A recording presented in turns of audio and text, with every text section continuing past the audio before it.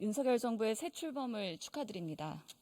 야당 의원으로서는 처음 이 예결위장에 질의하기 위해서 섰는데요. 지금 보니까 국무위원분들이 대부분 5, 60대 이상의 남성분들입니다. 제가 청년이자 여성 의원으로서는 안타까운 마음입니다. 질의하겠습니다. 북한 코로나 발생 관련해서 추경호 부총리께 질의 드리도록 하겠습니다. 예. 북한의 코로나 상황의 심각성은 국제사회에서도 많이 우려를 하고 있죠. 예. 이럴 때일수록 남북 보건의료 협력이 매우 중요한데요.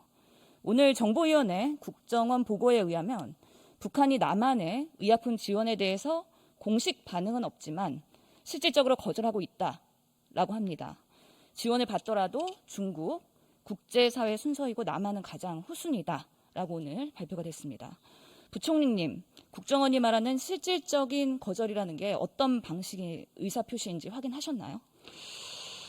글쎄 제가 그 부분에 그 미묘한 의의에 관해서는 제가 정확히 이해를 하고 있지 못합니다만은 아시다시피 우리 정부에서 북한의 코로나 상황이 심각한 걸 알고 있기 때문에 전향적으로 백신 등 보건 관련 지원에 적극적으로 나서겠다 하는 의향을 표명을 했고, 그 지원 방식은 아마 북한이 원하는 방식으로 저희들이 할 용의는 언제든지 돼 있다, 이런 걸로 저는 이해하고 있습니다. 예.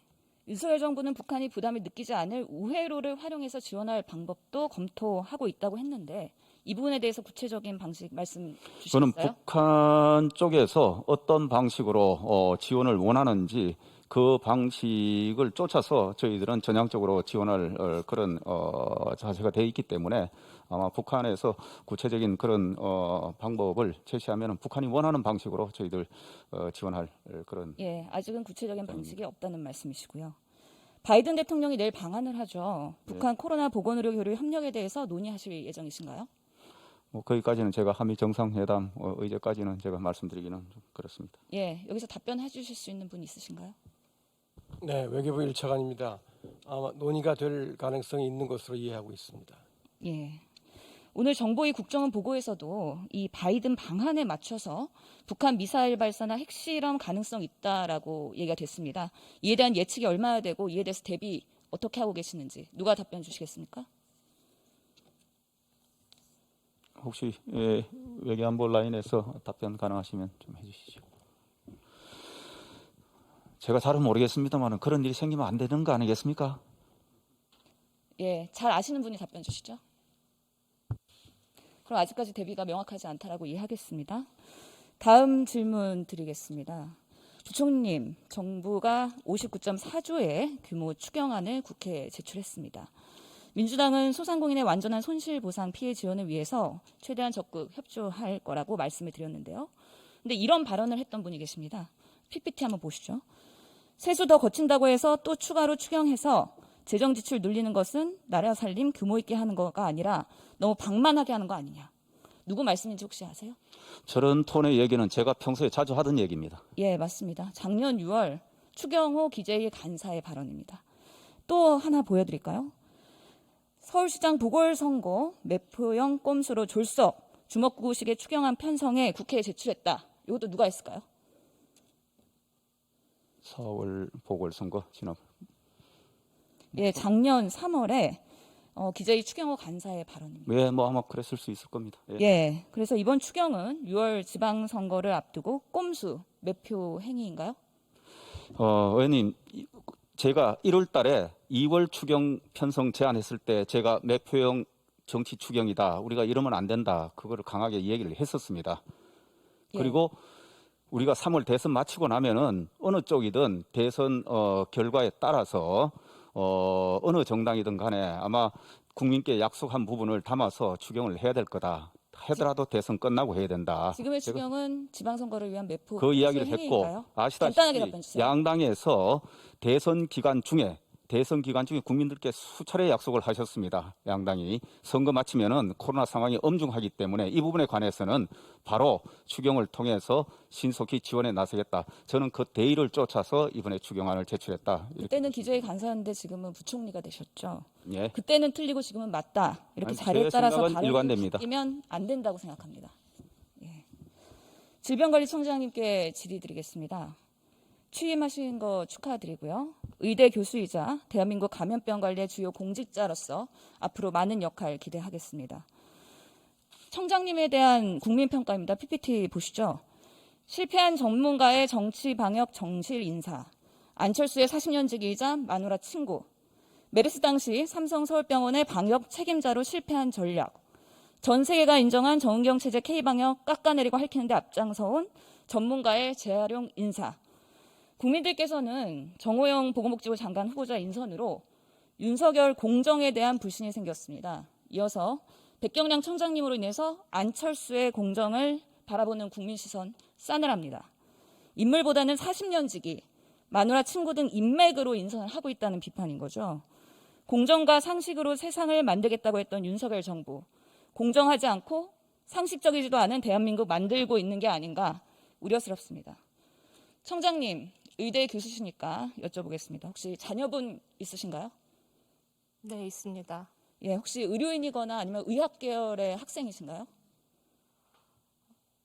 지금 현재 전공의 하고 있는 자녀가 있습니다. 예, 한 분인가요? 전공의 자녀는? 네, 한 명 있습니다. 예, 의대 편입하셨나요? 아니면 의전원인가요? 아니면 일반 전형이신가요? 네, 의대 편입했습니다.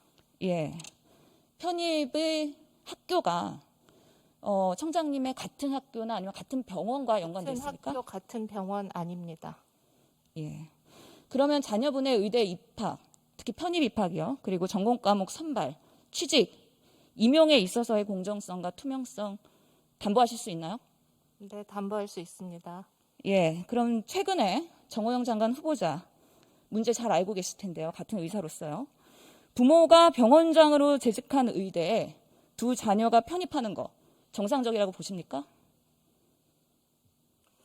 제가 답할 수 있는 부분은 아닌 것으로 보입니다. 본인의 소신은 없으신가요? 그 부분에 대해서는 이제 역차별적인 문제가 있을 수 있다고 생각을 하고요. 그런 부분에서 이해 충돌의 문제가 발생하지 않도록 제도적으로 보완을 하는 것은 필요하다고 생각합니다. 이번에 정호영 장관 후보자의 경북대 입학 과정을 보시면서 이해 충돌이나 공직자 윤리에 위반되는 부분이 있다라고 판단하십니까? 글쎄요, 자세한 과정을 제가 모르기 때문에 그러한 이해 충돌의 문제를 회피를 했을지 아니면 그런 문제가 있는지 자세히 들어보지 않아서 그 부분에 대해서 명확하게 제 개인적인 의견을 말씀드리기는 좀 어렵지 않나 생각합니다. 윤석열 정부의 보건의료를 같이 끌고 나가실 또 장관님이십니다. 관심 가지고 윤석열 인사에 대해서도 같이 고민해 주셔야 되는 부분입니다. 보건복지부 장관은 의사면허 관리 그리고 의료정책을 총괄하는 자리거든요. 그렇기 때문에 자녀의 의대 입시 비리 의혹 있는 분이 수장이 된다. 적절하다고 생각하세요, 청장님?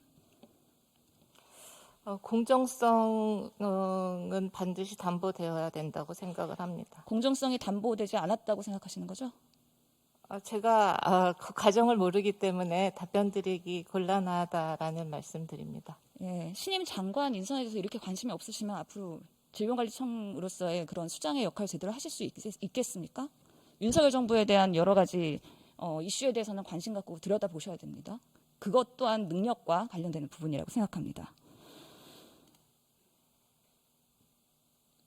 추경호 부총리님, 네. 총리 대행이시니까 국정 전반을 대통령과 상의하실 텐데요. 정호영 후보자 인선에 대해서 권선동 원내대표나 이준석 당대표 우려를 전달했다고 알고 있습니다. 총리님으로서는 어떻게 지금 임명 강행에 대한 기류가 있는 것으로 알고 있는데 어떻게 생각하십니까? 그것까지는 제가 잘 모르겠습니다. 직무 대행을 하고 있는데 지금 경제 현안 챙기는데도 굉장히 제가 여력이 없을 정도입니다. 그러면 정호영 후보자 인선에 대해서 대통령과 상의하신 적은 없으십니까? 예, 제가 직접 상의하거나 한 적은 없습니다. 그러면 한동훈 법무부 장관님께 여쭤보겠습니다. 윤석열 대통령과 각별한 사이시기 때문에 이 정호영 후보자 관련해서 윤석열 대통령의 공정과 상식에 대한 인선이라고 정호영 후보자는 스스로 답변했습니다. 이에 대해서 어떻게 생각하세요? 제가 말씀드릴 부분은 아닌 것 같습니다. 제가 그분 인선이라든가 그 과정에서 제가 아는 바가 없습니다. 그러면 대통령과도 상의한 부분이 전혀 없으십니까? 물론입니다. 의견 드린 바도 없고요? 없습니다. 예.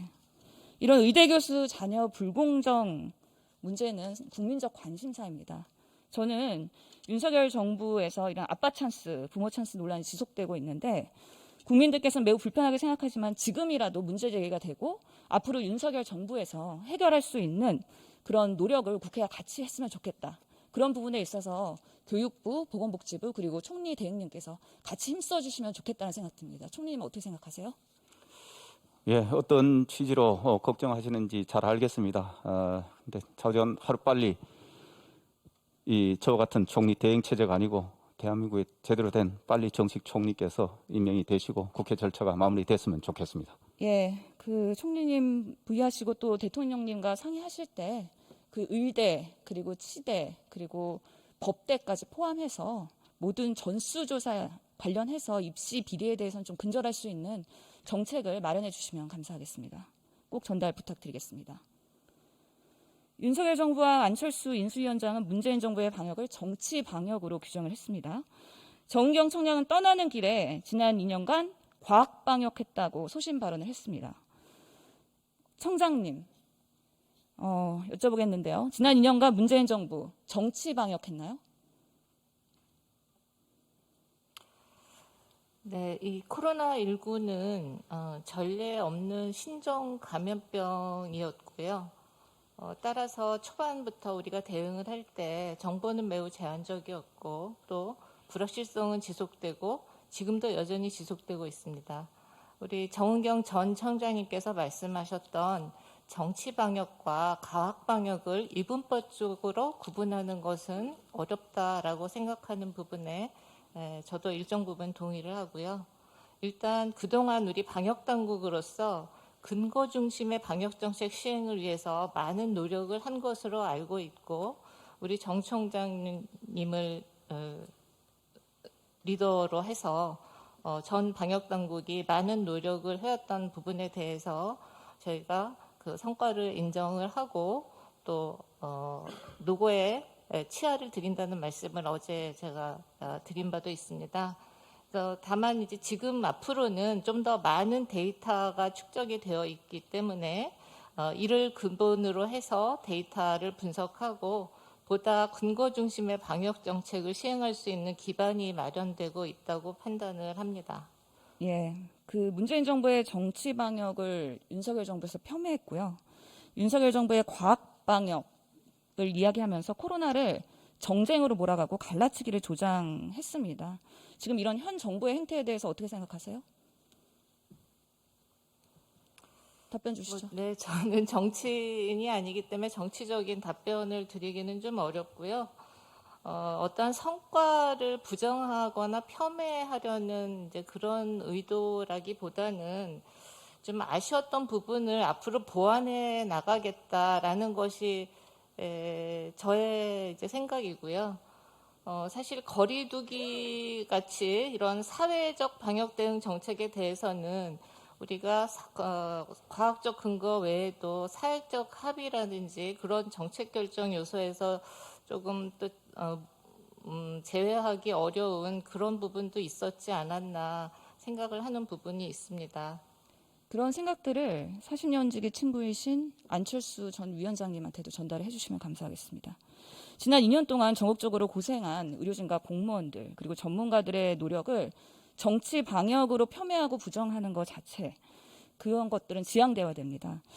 윤석열 정부가 협치나 의회 민주주의를 이끌어 가야 되고 또한 현장 종사자들이 앞으로 남은 코로나 협력을 이끌기 위해서는 앞으로 코로나 정쟁은 지양해 주시기를 당부 부탁드리겠습니다. PPT 한번 보시겠어요? 청장님. 청장님의 SNS 내용인데요. 청장님께서는 코로나 초기에 외국인 입국 금지를 주장하셨죠.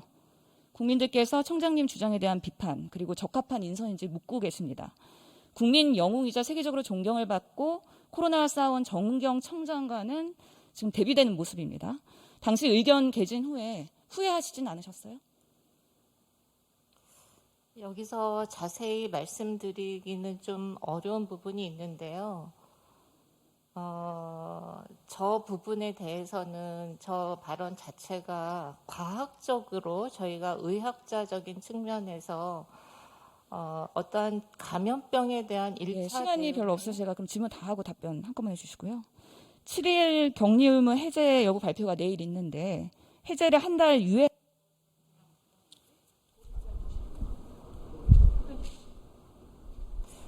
질문이 안 들렸는데요. 내일 발표할 그 코로나 확진자 7일 격리 의무 해제를 한 달 유예하실 건지 그걸 포함해서. 그 내용은 내일 중대본 회의에서 결정하는 것으로 알고 있습니다. 네? 시간이 다 됐습니다.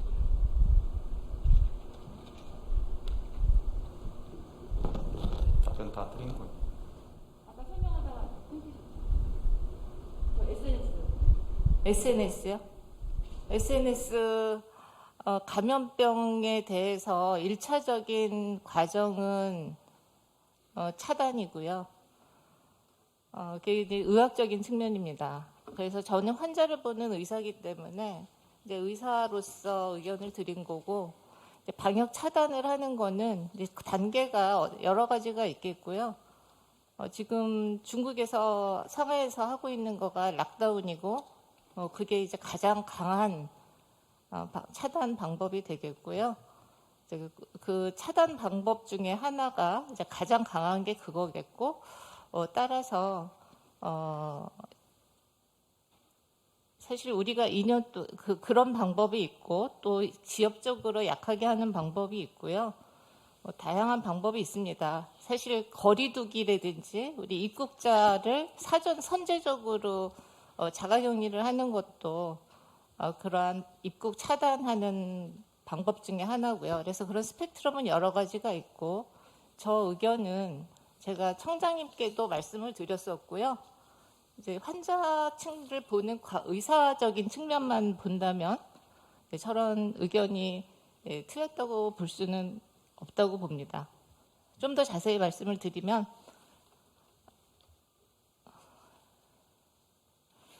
사실 이렇게 길게 말씀드릴 자리는 우리 학자들이 있는 자리가 아니기 때문에 그렇게 적합해 보이지는 않는데요. 질문을 하셨기 때문에 말씀을 드리고, 또 다른 자리에서도 제가 같은 내용을 말씀을 드렸기 때문에 저거를 방역을 입국을 차단하냐 아니냐에 대해서는 아까 과학 방역이냐 정치 방역이냐를 이분법적으로 말할 수 없는 것처럼 그 입국 차단도 이분법적으로 말할 수는 없고요. 저게는 제가 입국 차단이라고 썼지만 입국 차단을 못하면 2주간 자가격리를 하는 방안을 제시를 했었습니다. 근데 두 개 다 하지 않았었죠. 그래서 어떤 감염병이 국내에 들어오는 것을 막는 방법은 그 사람 자체가 못 오게 하는 방법과 질병이 못 들어오게 하는 방법이 있는데, 사람이 못 들어오게 하는 방법이 입국 차단이 되겠고요. 질병이 못 들어오게 하는 방법이 자가격리가 되겠습니다. 그래서 두 가지 다 방법을 제시를 했는데 두 가지 다 안 했었고요. 지금 우리가 2년 동안에 여러 차례 입국 격리를 했었던, 입국 차단을 했었던 단계가 여러 차례 있었고, 또 입국자에게 2주간 자가격리를 의무화했었던 적도 여러 차례 있었습니다. 지금도 미접종자에게는 자가격리를 권고하고 있고요. 그게 결국은 제가 처음에 말씀드렸던 해외 입국자 차단해달라고 말씀드렸던 거하고 크게 다르지 않습니다. 네, 신현영 의원님 수고하셨습니다. 네.